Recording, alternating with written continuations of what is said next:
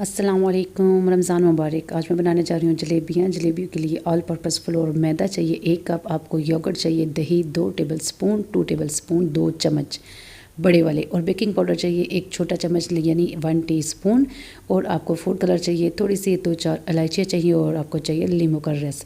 लीमू का रस और इलायची हम डालेंगे शीरा बनाने के लिए। और सबसे पहले मैं शीरा तैयार करती हूँ, फिर उसके बाद जलेबियाँ बनाती हूँ। बहुत ही आसान, वेरी आसान, वेरी।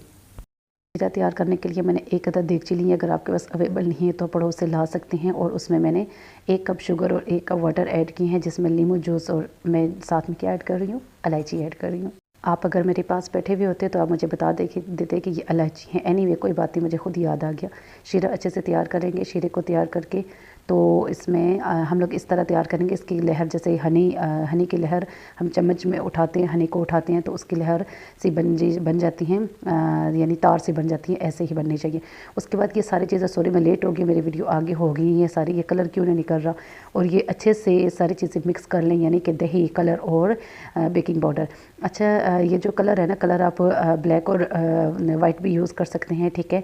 आप चाहें तो ग्रीन भी यूज़ कर सकते हैं, आप चाहें तो जो आपका दिल करे वो कलर यूज़ करें। जिन कलर के मुझे नाम नहीं आते वो भी आप यूज़ कर सकती हैं। जिस कलर, ज़रूरी नहीं है कि मैं ऑरेंज बना रही हूँ तो आप ऑरेंज ही जलेबियाँ बनाएं।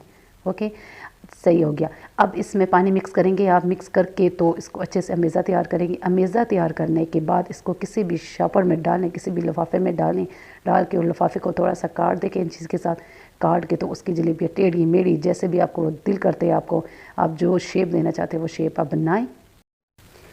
उसको गोल गोल गोल गोल घुमाते जाएं, घुमाते जाएं, घुमाते जाएं। आपकी जलेबियाँ बनती जाएंगी। और जलेबियाँ बना के निकालें और शीरे में पुट करें। शीरे में पुट करने के बाद उसको शीरे से आउट करें। आउट करने के बाद उसको प्लेट में रखें। प्लेट में रखने के बाद आप मुँह से खाते हैं और उसको खा लें।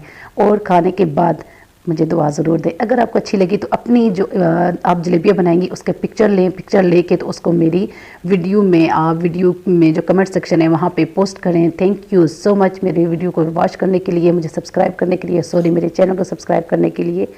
और देखते रहें, मेरे साथ रहें। मिलते हैं नेक्स्ट किसी अच्छी सी रेसिपी के साथ। हाँ, एक बात यह ज़रूर याद आ गई जो बहुत ज़रूरी है, वो ये कि मुझे दुआ में ज़रूर याद रखिएगा।